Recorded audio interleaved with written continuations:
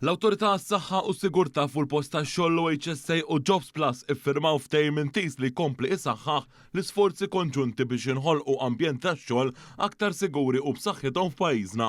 Dan il-ftehim jiffoka fuq l-iskambju ta' informazzjoni, l-iżvilupp ta' programmi u ta' taħriġ speċjalizzat u l-integrazzjoni ta' prattiċi ta' saħħa u sigurtà mill-bidu tal-proċess tal-impjieg. Preżenti għal dan il-ftehim kien hemm il-Ministru responsabbli mis-settur tal-kostruzzjoni Jonathan Attard u l-Ministru responsabbli mix-xogħol Byron Camilleri.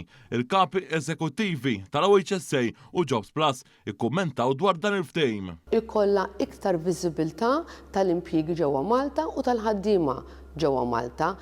B'din l-informazzjoni aħna mbagħad nkunu nistgħu naslu għand il-ħaddiema b'mod iktar dirett. U f'dan l-MOU qegħdin insaħħu l-kollaborazzjoni bejn żewġ entitajiet, partikolarment fejn huwa il-tqassim ta' data li aħna ikollna bħala Jobs Plus li tkun utli għall-OHSA biex tkun tista' taħdem tagħmel il-ħidma tagħha. Il-Ministru Jonathan Attard qal li dan huwa ftehim ieħor li ddaħlet għalih l-OHSA li rifletti l-impenn kontinwu tal-Gvern li jkompli jolli l-standards fis-settur tas-saħħa u s-sigurtà fuq ix-xogħol. Il-Ministru Byron Camilleri semma l-Aġenzija Jobs Plus tgħin mhux biss klijenti fis-settur privat iżda anke dawk fis-settur pubbliku sabiex jinkisbu riżultati aħjar għall benefiċċju tas-soċjetà.